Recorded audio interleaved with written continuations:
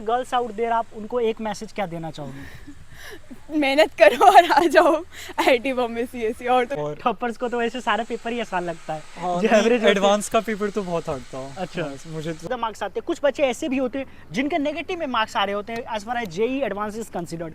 तो वो क्या गलती करते हैं बच्चे जो उन्हें नहीं कि सीएसई ही चाहिए? सबको मिल नहीं पाता, ये एक हार्ड रियलिटी है। बट मेरे को ये जानना है कि अगर किसी को सीएसई लेना है खास करके आईआईटी बॉम्बे में, तो उनका टारगेट अभी क्या होना चाहिए जेई मेन को लेकर के और जेई एडवांस को लेकर के? Means so hello everyone, so this is Mrityunjay और फिलहाल हम आईआईटी बॉम्बे में हैं। और यहाँ पे आईआईटी बॉम्बे में आने के बाद कई सारे स्टूडेंट्स मिल रहे हैं जो रेजोनेंस जिस कोचिंग से हम हैं, तो वहीं कोचिंग के काफ़ी सारे स्टूडेंट्स हैं। तो आज इनसे मिलते हैं और इनसे जानते हैं कि रेजोनेंस से लेकर के आईआईटी बॉम्बे तक का जो सफ़र था वो कैसा रहा और आईआईटी बॉम्बे की जो लाइफ है वो कैसी है। काफ़ी फैसिनेटिंग लगती है जब हम दूर से देखते हैं। तो इनसे पूछते हैं कि इन्हें कैसी आईआईटी बॉम्बे की लाइफ लगती है। तो सबसे पहले आप खुद को इंट्रोड्यूस कीजिएगा। हाय, मेरा नाम आर्यन गुप्ता है। अच्छा, आपकी ऑल इंडिया रैंकिंग कितनी थी अगर बच्चों को? मेरी जेई में 30 रैंक थी अच्छा, वाह। और मीन्स में 129 थी। ओके, तो कैसा, मतलब सबसे पहले तो ये जानना है कि रेजोनेंस से लेकर के जो आईआईटी बॉम्बे का ये जो सफ़र था वो कैसा रहा आपका? सफ़र तो बढ़िया रहा, बस कोविड आ गया था बीच में। अच्छा। मेरे टाइम पे तो 2 तो साल घर एक पे बार था। आप ईयर भी बता दीजिए, आप कौन से ईयर में अभी है?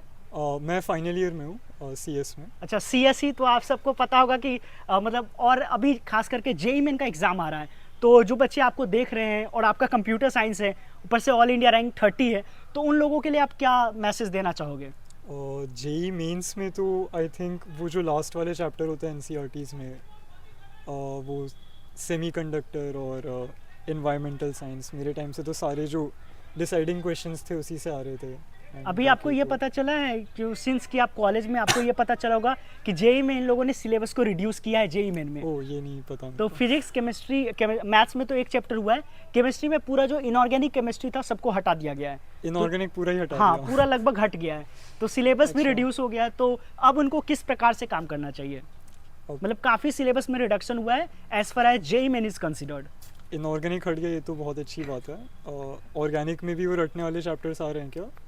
मतलब जो थोड़े बहुत है लेकिन केमिस्ट्री इन एवरीडे लाइफ, हाँ, मतलब वो तो शायद हट गया है। वो भी हट गया। अच्छा, तब तो तो मीन्स में तो ज़्यादा कुछ रहा नहीं। तो फिर मोस्टली यही रहेगा कि एक एक नंबर पे 100 रैंक होगी। तो मेरे टाइम पे तो यही था। मुझे याद है मेरा जो शिफ्ट था उसमें मेरे 300 में से कुछ 270 थे एंड मेरे शिफ्ट में 12 रैंक थी। और मुझसे जिसके 4 नंबर ज़्यादा थे उसकी मेरे शिफ्ट में सेकंड रैंक थी। अच्छा। और मुझसे 4 नंबर कम पे मेरे शिफ्ट में 30 रैंक थी। वाह। तो एक एक नंबर पे मेंस में काफ़ी मार्क्स होते हैं, तो सिली मिस्टेक्स नहीं करना होता है। और एडवांस में तो मतलब सिली मिस्टेक्स चलते हैं एक उसमें। क्वेश्चन है यहाँ पे, जैसे कि आपका सीएसई है खास करके, और जो बच्चे देख रहे होंगे उनका खास करके ड्रीम तो रहता है सबका कि सीएसई ही चाहिए। सबको मिल नहीं पाता, ये एक हार्ड रियलिटी है। बट मेरे को ये जानना है कि अगर किसी को सीएसई लेना है खास करके आईआईटी बॉम्बे में, तो उनका टारगेट अभी क्या होना चाहिए जेई मेन को लेकर के और जेई एडवांस को लेकर के? मीन्स तो मैटर नहीं करता मतलब आईआईटी के सिलेक्शन में। एडवांस्ड में बेसिकली आई थिंक कि आपको बहुत हार्ड क्वेश्चंस करने चाहिए।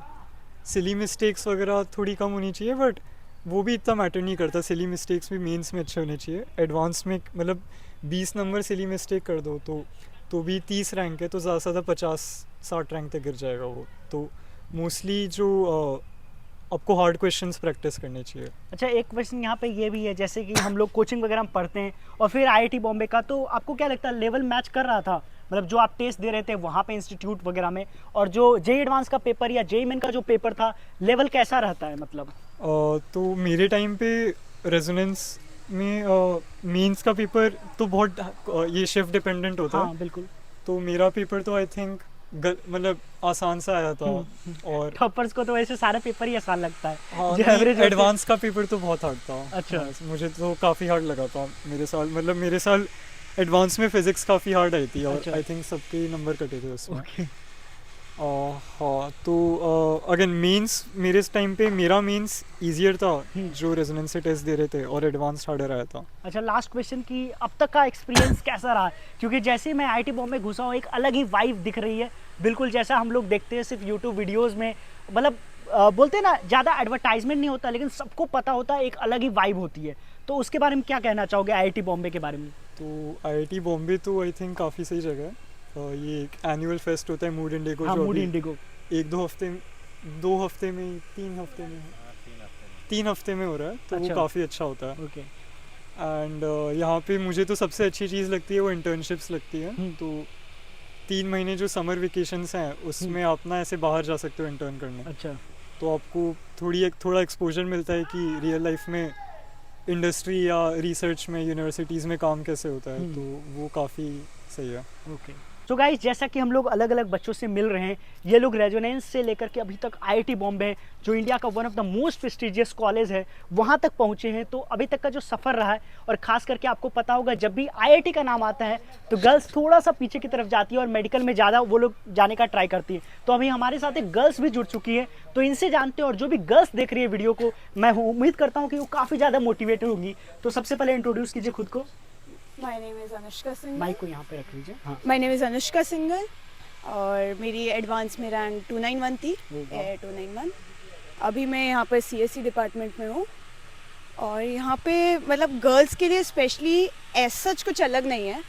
इतना है कि डिफ़िकल्ट थोड़ा लगता है, बट अगर प्रैक्टिस करो तो सब इजी है। तो अपना कंसिस्टेंसी रखो तो ऐसा सच कुछ नहीं है। इनफैक्ट गर्ल्स में कंपटीशन थोड़ा कम है। हाँ, मेरे को 291 पे भी मुझे CSE मिला है। यहाँ पे बॉयज़ का 60 पे ख़त्म हो जाता है, तो गर्ल्स में इनफैक्ट कंपटीशन कम है क्योंकि रिजर्वेशन है और 20% सुपर नंबर सीट्स है। तो इसलिए बेटर है थोड़ा सा अच्छे से पढ़ोगे तो आ जाएगा, मिल जाएगी। ओके। एक क्वेश्चन ये है कि जैसे अभी जेईई मेन वाला जो आने वाला है, जैन में मतलब एग्ज़ाम होने वाला है, तो जो गर्ल्स को ही आप स्पेसिफिकली टारगेट करो कि उनको किस प्रकार से, या बॉयज़ को भी, मतलब ओवरऑल किस प्रकार से उनका स्ट्रेटेजी होना चाहिए, या जब आपका एग्ज़ाम था और 1-2 महीना बचा हुआ था तो आपने किस प्रकार से अपना जो पढ़ाई का तरीका था उसमें कैसा चेंजेस लाया? मेरे एग्ज़ाम के वक्त तो पहले तो क्राइसिस चल रहा था कि होगा कि नहीं होगा। बिल्कुल। अभी रिसेंटली हुआ क्योंकि मेरा जनवरी में हुआ था, तो उसमें हमें दिसंबर में पता चला था।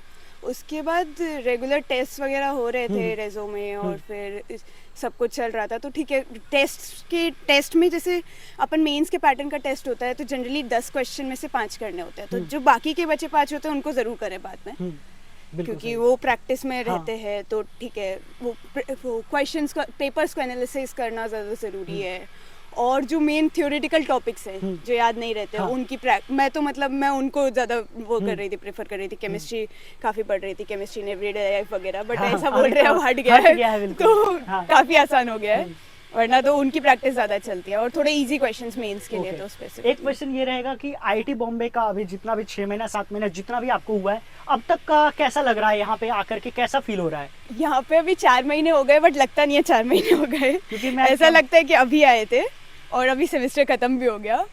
पर हाँ, काफ़ी इंजॉयबल था। मतलब दिन भर बिजी रहते हैं किसी ना किसी, या तो फेस्ट में या किसी और चीज़ में या किसी और चीज़, कभी एकेडमिक्स में भी, और मतलब कुछ ना कुछ चलता रहता है। लाइक फ्रेशीज़ा हुआ था, फिर फ्रेशीस्टा हुआ था, स्पोर्ट्स से रिलेटेड, कल्चरल का अलग चलता रहता है, क्लब्स वगैरह का कुछ ना कुछ चलता रहता है। तो मतलब खुद को बिजी रखने के लिए बहुत अच्छी चीज़ है। इनफैक्ट कभी कभी फ़ोन का भी टाइम नहीं मिलता कुछ खास। तो अच्छी, मतलब दोस्त वगैरह अच्छे बने हैं, काफ़ी अच्छी कंपनी है, तो ठीक है, अच्छा। To all the girls out there, आप उनको एक मैसेज क्या देना चाहोगे? मेहनत करो और आ जाओ आईआईटी बॉम्बे CSE, और तो कोई स्पेसिफिक मैसेज। जैसा कि हम आईआईटी बॉम्बे आए हैं और बहुत सारे बच्चों से मिल रहे हैं, खास करके ये वही बच्चे हैं जो कोटा से पढ़ के आए, रेजोनेंस से पढ़ के आए। तो सबसे पहले खुद को इंट्रोड्यूस कीजिए थोड़ा। मेरा नाम उत्कर्ष प्रताप सिंह माइक है। यहाँ कर लीजिए। मेरा नाम उत्कर्ष प्रताप सिंह है। मैंने 41 रैंक जेईई में हाँ जेईई में स्कोर किया है, और जेईई मेन में मेरी 124 रैंक थी। और नाइस। मैंने 2020 में रेजोनेंस से पास किया था, और अभी मेरा 4th ईयर है और मैं CS ब्रांच में हूँ। ओके। सो मेरा पहला क्वेश्चन ये रहेगा कि लाइक जो बच्चे अभी वीडियो देख रहे हैं, आपको भी पता होगा कि हर बंदे का मोटिवेशन यही होता है फर्स्ट डे से ही कि मुझे आईआईटी बॉम्बे जाना, और आईआईटी बॉम्बे में भी CSE ही लेना है। तो सबसे पहली बात तो हम ये करते हैं कि अगर किसी को लेना है तो उसका एक आइडियल क्या होना चाहिए, उसको कितना रैंक टारगेट करना चाहिए गर्ल्स के लिए और बॉयज़ के लिए, और क्या कितना स्टडी आवर्स की कम से कम मिनिमम डिमांड होती है? आपको टॉप 60 में लाना होता है ये बॉयज़ के लिए। गर्ल्स में शायद 300 तक भी चल जाता है। मतलब वो काफ़ी चेंज करता है। ठीक है। इसका 60 मान लीजिए। ओके। और बाकी अपना और भी है। और क्या पूछ रहे थे कि what should be the ideal, कितना स्टडी आवर्स उनको डिवोट करना चाहिए? हाँ मतलब 8 आवर्स 7-8 आवर्स पढ़ी. इट्स मोर लाइक कि जब एग्ज़ाम आ रहा है तो आपको लोग 12-12 घंटे भी पढ़ना चाहिए. और मोर अबाउट टेस्ट जब देना होता है तो थोड़ा जैसे 6 आवर टेस्ट रहता है तो फिर उसके बाद थोड़ा सा एनालिसिस वगैरह करने के लिए तो उसमें भी इतना टाइम लग जाता है. तो मेरा एक क्वेश्चन है, माइक को थोड़ा सा यहाँ पे रख लीजिए. हाँ. मेरा एक क्वेश्चन ये होगा कि जैसे कि जो भी बच्चे आईआईटी बॉम्बे जाते हैं, आपके काफ़ी सारे दोस्त होंगे, आपने एवरेज बच्चों को भी देखा होगा, ठीक है? तो क्या अलग रहता है आईआईटी बॉम्बे के जो लोग क्वालिफाई कर पाते हैं, खास करके आईआईटी बॉम्बे, आईआईटी दिल्ली, क्योंकि ये सारे रैंक में काफ़ी ज़्यादा मार्क्स आते हैं. कुछ बच्चे ऐसे भी होते हैं जिनके नेगेटिव में मार्क्स आ रहे होते हैं as far as JEE advance is considered. तो वो क्या गलती करते हैं बच्चे जो उन्हें नहीं करना चाहिए? मुझे नेगेटिव नंबर वाले पता नहीं है. हाँ, है ना? ऐसे. तो तो ये बात भी सही है. एक चीज़ और पूछना है कि जैसा कि आप आईआईटी बॉम्बे हैं, तो आपने फिजिक्स में कौन कौन से बुक्स किए थे? मेरी फिजिक्स अच्छी थी तो हाँ. मैंने ज़्यादा फिजिक्स ही किया था. ओके. और बुक्स के हिसाब से तो इरोडो मैंने मोस्टली जो इम्पोर्टेंट पार्ट्स थे वो किए थे. और मैं फिजिक्स ओलंपियाड के लिए तैयारी करता था. ओके. तो और भी बुक्स रहती हैं ऐसे, नाम मैं भूल गया, क्लेपनर करके थी शायद. अच्छा, एक चीज़ और मुझे यहाँ पे एक चीज़ इंट्रोड्यूस करना है. हाँ. लाइक एनसीईआरटी को लेकर के काफ़ी ज़्यादा बोला जाता है, फोकस्ड ऑन एनसीईआरटी, हाँ. एनसीईआरटी से ये चीज़ें पूछी जाएगी. तो मुझे ये जानना है कि जो बच्चे आईआईटी बॉम्बे में जाते हैं और सीएससी वगैरह करते हैं, उनका एनसीईआरटी को लेकर के क्या स्टैंड है, ऑनेस्ट स्टैंड? आप एनसीईआरटी को कितना फॉलो करते थे और क्या करते थे? एनसीईआरटी की केमिस्ट्री अच्छी है. अच्छा. ऐसे उसमें इंफॉर्मेशन वाले पार्ट दिए रहते हैं और हाँ. उससे ज़्यादा नहीं पढ़ना होता. हाँ. फिजिक्स अच्छी है. हाँ. ओके. और जैसे कुछ टॉपिक जैसे डिफ्रैक्शन वगैरह, हाँ. टॉपिक्स ऑप्टिक्स, हाँ, बिल्कुल. उसमें ज़्यादा न्यूमेरिकल्स नहीं, थ्योरेटिकल हाँ. अगर पढ़ना है हाँ. तो एनसीईआरटी अच्छी है. जैसे सेमीकंडक्टर वगैरह वाला भी हाँ, चैप्टर्स वो भी जो है, chapters हैं, वो जो अच्छे हैं. स्पेसिफिकली जेई मेन ओरिएंटेड ज़्यादातर होते हाँ, हैं, exactly. उसमें काम की चीज़ें होती है. हम्म. मेरा एक क्वेश्चन और रहेगा टू ऑल द एस्पिरेंट जो देख रहे हैं, जो लेना चाह रहे हैं, मतलब है ना, खास करके कोचिंग में. तो मेरा लास्ट क्वेश्चन आपसे ये होगा कि जैसे कोचिंग भी बहुत सारे कोटा में है ना, तो जैसे कुछ लोगों को लगता है घर से ही पढ़ ले, तो कोटा में वो कौन सी खास बात है जो आपको इतने बड़े बड़े गोल्स तक पहुंचाने में मददगार होती है, as far as Kota is considered और रेजोनेंस इज कंसिडर्ड? तो वो क्या अलग एडवांटेज आपको मिला उस चीज़ का? हाँ मतलब कोटा में रह के लगता है ना, एश्योरेंस रहता है कि हाँ अगर ठीक से पढ़ लेंगे तो रैंक आ जाएगी. हाँ. बाहर कहीं रहेंगे तो लगता है कि थोड़ा कसर लग रहा है, बच रहा है. शायद मैं अच्छा कर पाता कोटा रह के. तो Kota is like peak, you know. और रेजोनेंस का इसमें थोड़ा कैसा कंट्रीब्यूशन रहा था?